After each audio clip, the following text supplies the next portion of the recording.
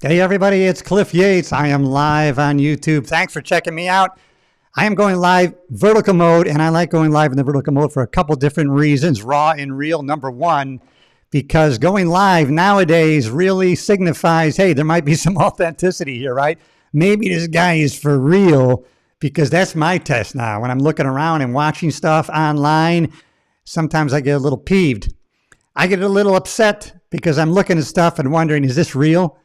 Some of the stuff I know is not real and it's just funny. It's very creative. That is great.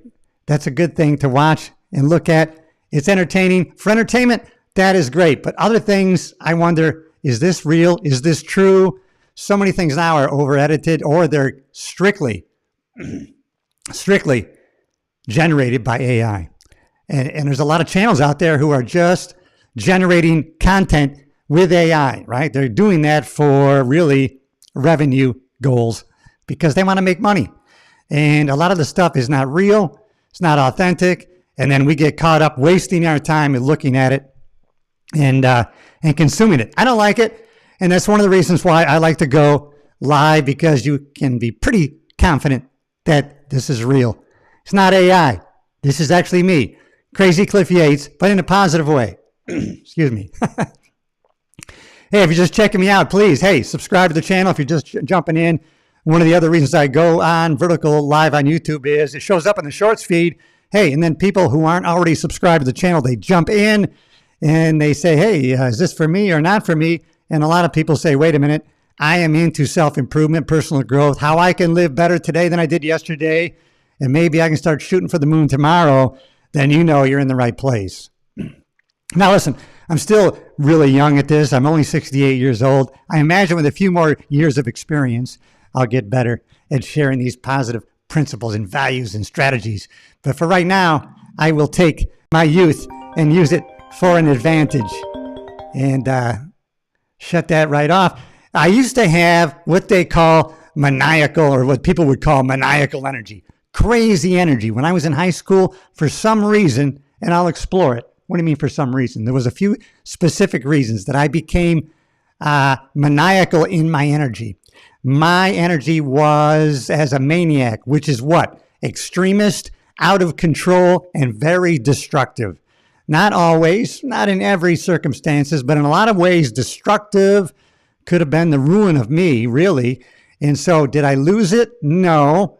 Well, I did. I lost that maniacal energy, and I've converted it to a confident and controlled energy in a positive way. Let me know in the comments, are you a maniac maybe who wants to transition to confident and controlled? Or maybe you're already there. Maybe you have what was once maniacal energy and now is confident and controlled. I do have a couple notes. I usually don't have notes really to go along with being raw and real, because I don't like to have a teleprompter or read from something in notes. I like it to be from my heart, right? From the brain, filtered through my heart, out through my mouth, which in some cases can cause me to be tripping over my own words because I can tend to talk too fast.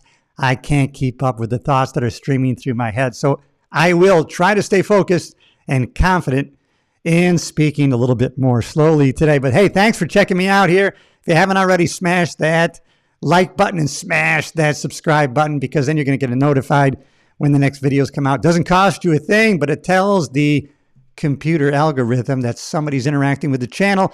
They'll show it to more people who are maybe maniacal in their energy, and they want to transition to more confident and controlled. Hey, you could have maniacal energy, kind of destructive, but still be confident, but it's not controlled. We want a controlled burn, right? Hey, a wild, destructive fire burns houses and families down, right? But a controlled burn, right, lets us cook marshmallows and have a great time around the fire. Let's be a controlled burn. But we don't want to be smoldering. We don't want to be a little tiny little flicker. No. We want a controlled burn. So take that maniacal energy, man, and convert it to controlled and confident. You can do it. That's what I had as a kid. I started to get this, hey, maniacal. I have to acknowledge everybody who jumps in here. Let's see. Bowie's Fun Factory, 7514. I just love the name. I got to put you up there. Hey, Bowie's Fun Factory, 7514. Thanks for chiming in. I appreciate hey, like I was saying yesterday, and I'll say it again today, you're the most important person in the world. Absolutely. And that should be your self-talk in your own head. I'm the most important person in the world. And then go forward with that confidence. But in talking to other people, talk to other people as if they're the most important. And guess what? They will feel it. You're going to be shocked at the reactions you're going to get, because most people don't talk to other people as if they're the most important person in the world. Everybody is too self-absorbed in their own thinking, in their own heads. Hey, but go out in public today just with the motive. I want to open up the doors for somebody to contact me in a fun way, and make that your only goal. And you're going to go out there with a certain attitude internally that's going to be reflected in your outside joy, and people are going to be receptive to it in most cases, not always. You're nice. I'm going to put that up there. Are you kidding me? You made my day. All right. Bowie's Fun Factory. You are nice. Now listen, I'm not going to lie to you. Hey, you brought some joy to me. I love positive comments. I love encouragement. That's why I love encouraging other people. But one of the lessons I've learned is we can't be doing things, putting out contact or communicating with people just because we want to be liked, right? We don't want to do certain things. We're trying to pander to other people. I've done that in the past, right? I've been the nice guy syndrome, right? Trying to please people. The people-pleasing syndrome is not a good place to be.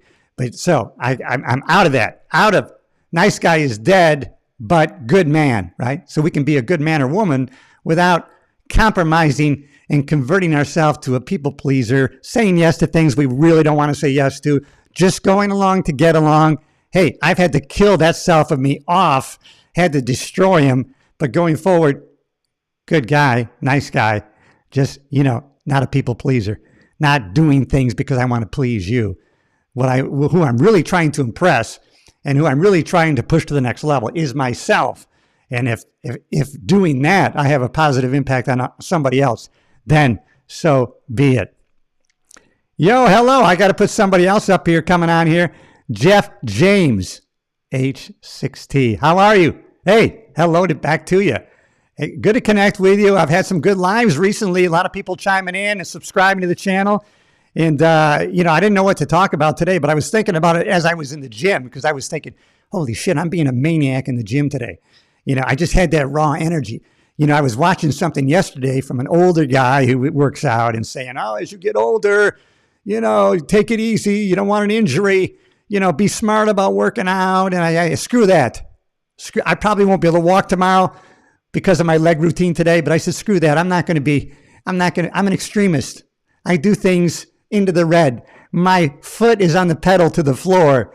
Hey, that's just me, and that's who I am, and I'm going to stay true to that. However, I'm not going to be a maniac. In other words, I'm not going to be out of control energy, destructive. I'm going to be confident and controlled, right? It's going to be like that fire. It's going to be like that garden hose. Water is gushing out. If you hold your thumb over it in the right way, you can really focus that energy, and then you got power. And that's what it's all about today, everybody. So I'm going to be true to myself when I talk to you. And let's see, put somebody else up here. Jeff James, what do you got to say? Hey, I don't know. It's weird. I don't know what that means. I don't know why I put it. I don't know. That's weird too. I don't know what you're talking about. But that's all right. I love you anyways. All right, everybody. I'm talking about going from a maniac today. Maniacal energy. I had that in high school. I went maniacal in my energy, which can be destructive. When I think back about some of the crazy shit, I could have been, my dad was the chief of police in my hometown, but I could have been put in jail, no doubt. I could have been arrested probably several times, just doing crazy shit. And when I think about why I did it, I can think of some of the reasons why I did it. Now, losing that maniacal energy is not weakness. It's controlled, confident energy. It's been refocused and redirected. I still have that energy, but now, it's loaded and it's pointed in a direction. And that makes it much more powerful, controlled, and it's a great thing. We don't want to get rid of that energy. We just don't want it maniacal. Maniacal is destructive, out of control. I don't want to say we want to get away from being. I'm an extremist to this day. Hey, let's start playing tennis. Oh, then I want to be a champion. I go crazy. in one direction or the other. But listen, that can be a powerful thing if we harness it like a racehorse, right? So that's where I'm at today. Let me know if you're a maniac. Maybe you want to convert to controlled and confident. If you have maniacal energy, let me know in the comments, everybody. Who's this? I got Jay. Yeah, you can say something. What is it? Jalen Time. Jalen Time. I like it. Jalen Time. How are you? Welcome to the stream. The theme of the stream today is going from maniacal energy to controlled and confident. Jalen, you can say anything you want to. You have free reign to do it. You know, I always talk about motivation, inspiration. Most people do not need, I took a note on this. Most people do not need more motivation. They just need direction. You know, that's true. You already have everything you need to be successful in whatever you want to do. You have the tools already. You don't have to go out and get it. Jalen Time, I'm waiting. You can say anything you want to. You don't even have to ask permission. You have everything you need. Now stick with me on this, okay? Because I'm going to show you how your raw intensity can be turned into real controlled confidence and competence. You know, we just need to redirect it. That's all we need to do. And you know what we need to do is always, and I'm talking to myself in this, is we need to lean into our own talents. Lean into our own talents, because sometimes, in my case, let me go back to high school where I went from maniacal energy to controlled, confident energy. Not right away. It took several years, by the way. So I went through a few years of extreme destructive energy. Luckily, by the grace of God, I made it through. Wasn't killed and or arrested or severely assaulted.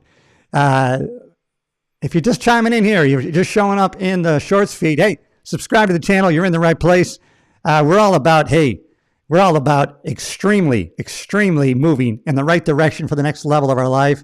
Because, hey, when we get better, when we become better communicators, when we grow as a person, guess who benefits? It seems self-centered. No, everybody around us. When we get better, when we become better listeners, better communicators, when we start showing people joy in our lives, guess who benefits, right? Our family, our friends, people around us, co-workers. Hey, it's the gift we give them by us getting better. It's a gift we give everybody else. And by, the world gets better. Stick with me on this. I'm going to redirect what I'm talking about. And so in high school, I got it in my head, I think because of proximity to the people I hung around, right? My wonderful friends that I made in high school that were football players, who were basketball players that I looked up to, and then I became very close friends with. I wanted to hang out with them. I wanted to be on the team with them.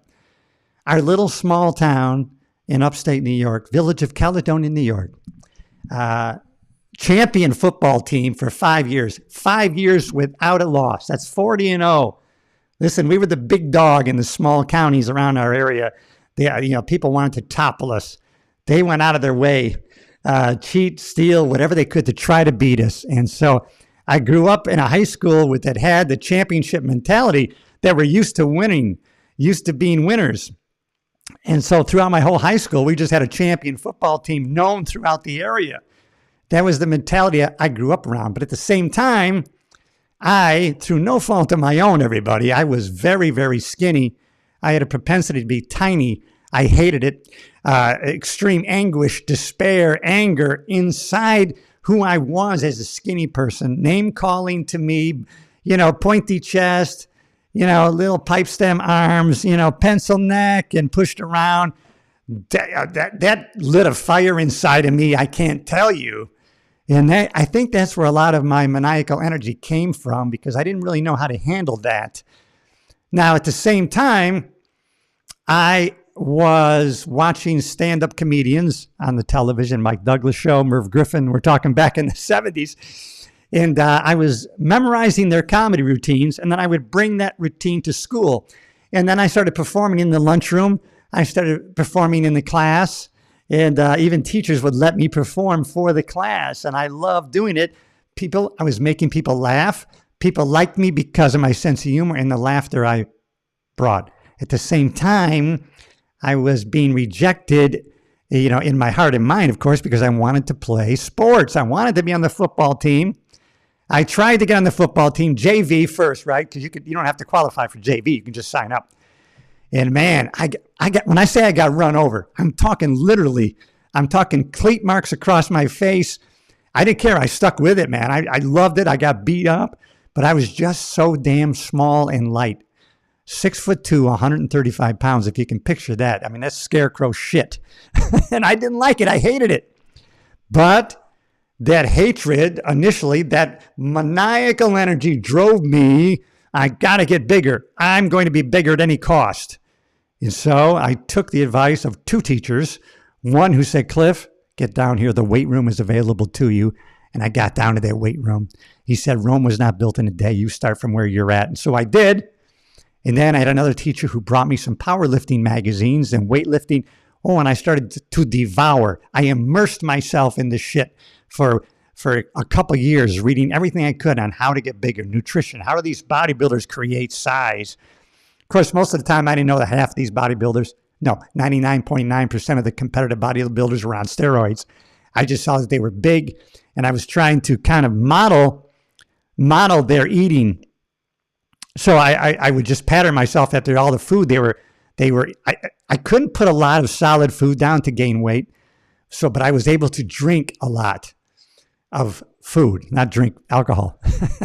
So when I got a job at a grocery store, I started having 6 quarts of whole milk a day. In the morning, I had a quart of milk, whole milk. In my morning break, I had a quart of milk. Lunch, a quart of milk. Break in the afternoon, quart of milk. On the way home, quart of milk. That's 5.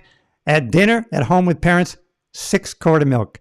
And then, oh man, I gained 50 pounds in 1 year. Not all muscle. A lot of muscle, not all muscle, because I went to a 36-inch waist. I didn't give a shit. I was so happy to be heavier, to be heavy, really, compared to what I was. I remember people saying to me, is that Cliff Yates? I went from 135 to 185, 1 year, 50 pounds. Not in a healthy way, I got to tell you. Not till later in life did I realize I might have been killing myself with some of the just ingesting, force feeding as many calories as I could. But I had taken that maniacal energy, destructive as it was, and I had focused it in trying to get bigger. But I had been pushing myself, trying to force myself, so that I could get on the football team. And I wanted to be on the basketball team in the worst way. But I used to shoot baskets for hour after hour at my home basketball net. I had a ladder, and my dad had a Super 8 millimeter movie camera, and he had a light bar. So he had a bar with 4 outlets in it, and I would put that on top of the ladder, put bulbs in it, right? So I could light up my backboard, and I would shoot baskets till 8:30, 9:30 at night until they made me go to bed. And I became a great shot. But I wasn't a great basketball player. I was a great shot, and I thought that was going to be enough. And so when I didn't make the basketball team, then I was really devastated. Holy shit. I mean, I'm a great basketball. I still didn't make the team. Now, since I had been doing my comedy in front of the class, and teachers knew me from doing stand-up, and so the coach of the basketball team came to me and says, hey, Cliff, would you like to call our games? Call our games. We're gonna provide you with a microphone on a stand. You'll be between the stands, and you're gonna call the games as it's played. And I go, what? I want to do that. And so, hey, I just jumped on that mic every home game Friday nights, man, and I was calling the game as I saw it. I didn't know how to do it. I just started doing it. I don't care what you want to do. Just start doing it. Just start doing it. You'll get better as time goes on. And then, hey, like I did in calling the games, I learned as I went along, right? I got better as I went along. And I loved calling those games. I loved doing the stand-up comedy. And then I started making friends with some of the drama people. And so then I auditioned for a play. I got a part in the play, a major part in the play, Peter Pan. I played Mr. Darling. Then I auditioned for another play. And I got cast in the main part of that play. Now, all of a sudden, I'm getting picked. No, we want you in this group. So now I'm getting accepted, right? I had the rejection because I wanted to play football. I wanted to play basketball. Now I'm getting accepted in the drama. I'm getting asked to call the basketball games, right? Nobody else, just me, one person.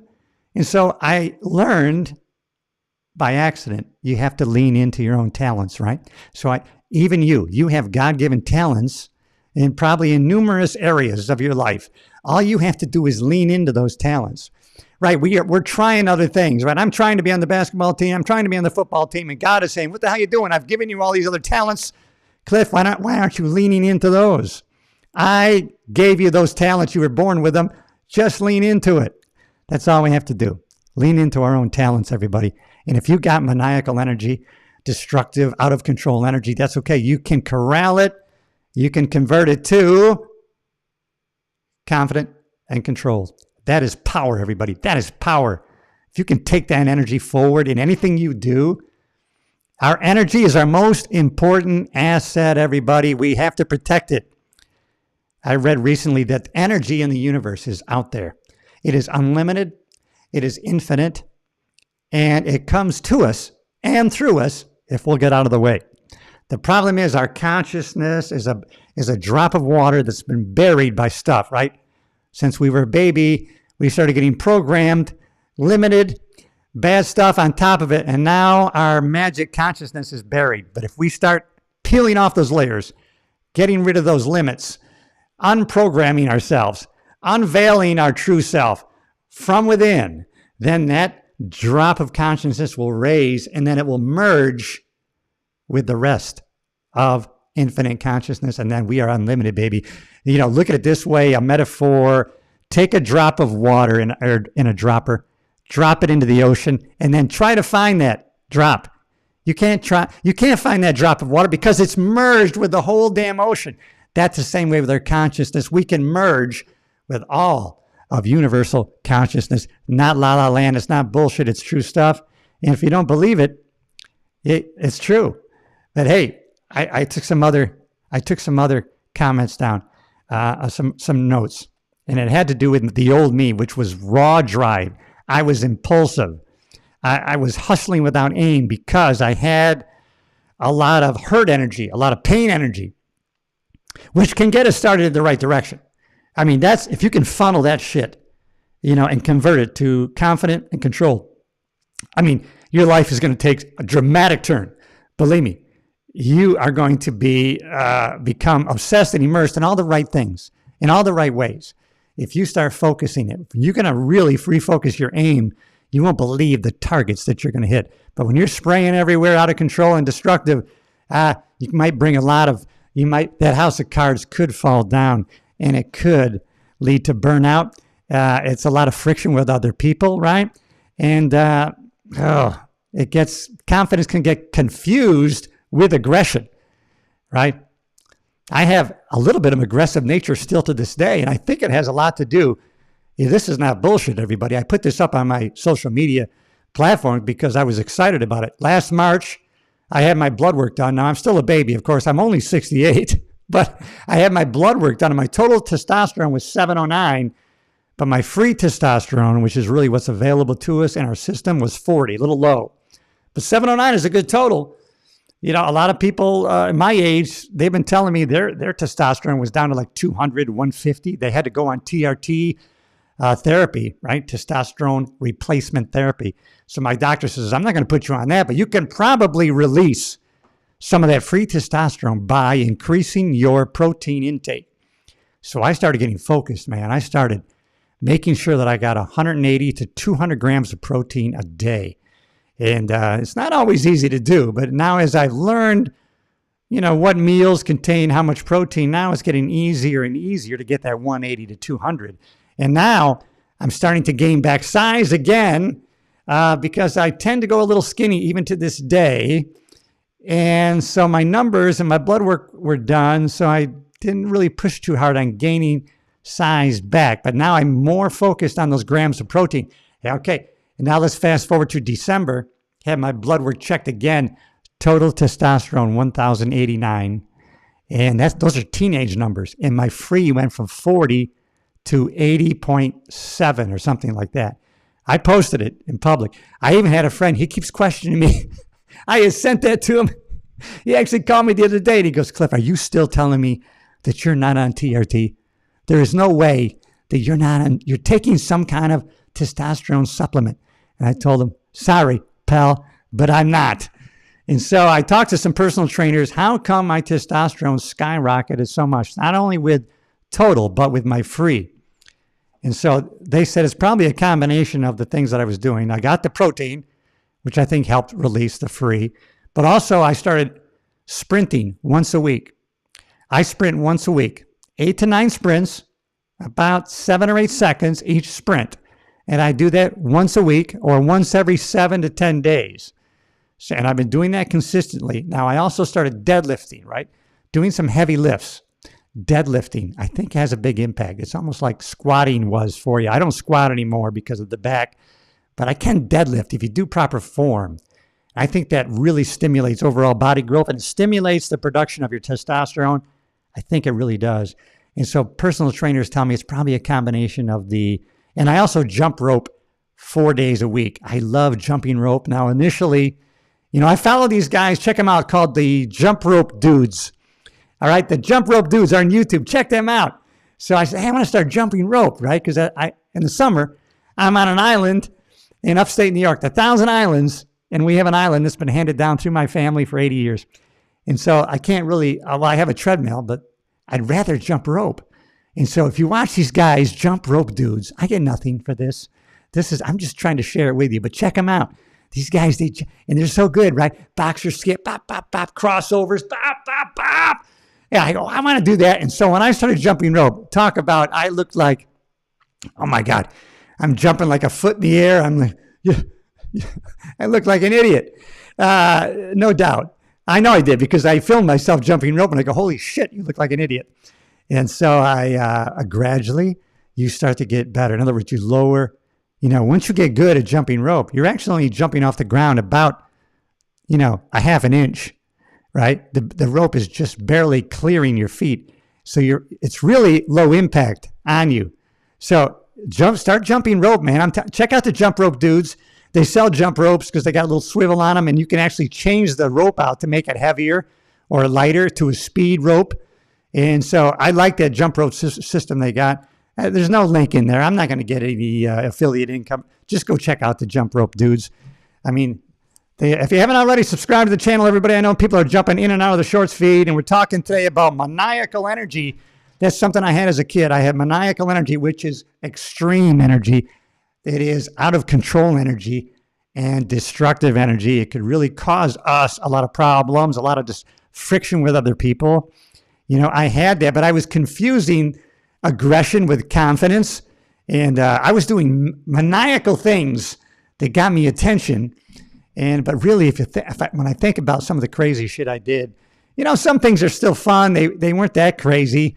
We had a monument in our town, right? Every road in town, our small little town, led to this monument in the center of town.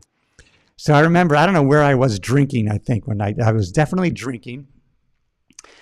I'll tell you how long ago I grew up in high school. Drinking age was 18. And so I just remember telling people at the bar, I'm going down to the monument. I'm doing 100 laps.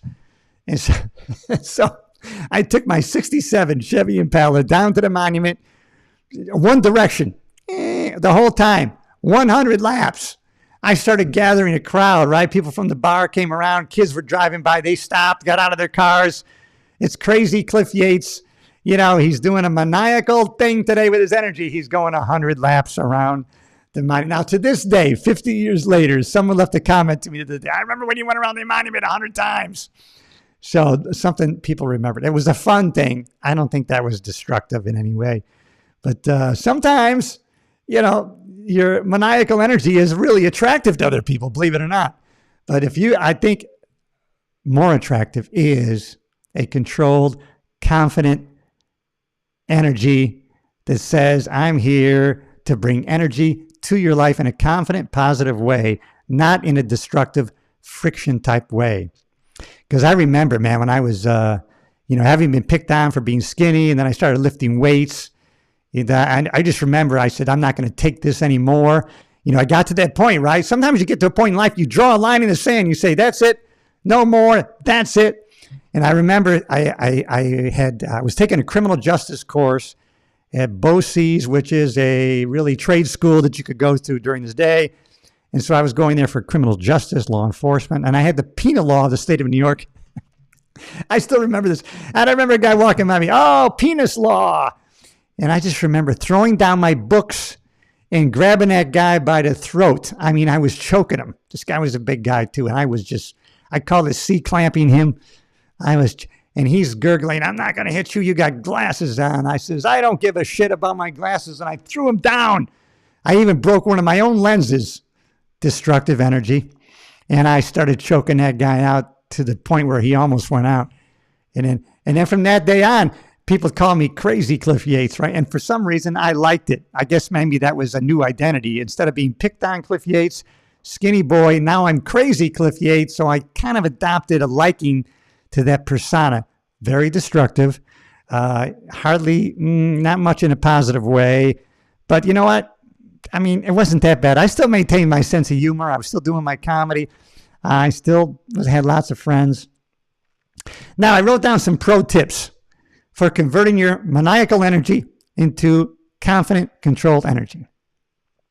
And this is about, going from a maniac to confident control. You want to craft a system of processing information.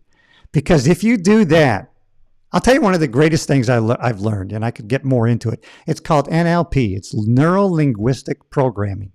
And by itself, NLP really isn't anything at all. What it is a way of processing information that you bring in from your outside world that you're processing internally, right? We're always being communicated to. We are receiving everything from sight, sound, smell, taste, touch. Those 5 senses always coming in. Now, if you pay attention, we actually have something that we prefer, a preferable way of communicating or hearing and or getting information. And you can actually pick this up from people when they're talking to you. They will say things to you like, I hear what you're saying, but let me know if this sounds good. Now, those people are predominantly processing things auditorially. They like to hear it. They listen to audiobooks. Now, some people call this manipulation, but it's not. It's learning how to communicate with people on their vibration.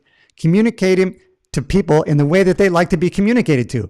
If they're letting you know through their language, they like to communicate auditorily, then the fact that you're communicating with them by using words like, hear this.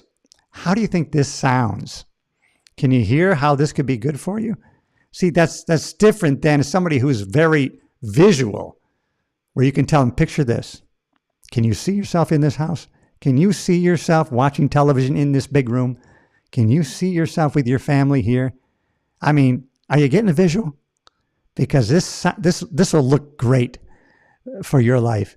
That's not manipulative. That's learning to communicate with people with the language that they prefer to process information with. And without even knowing it, they're gonna like you. I don't know why I like this person, but I really like what they're saying.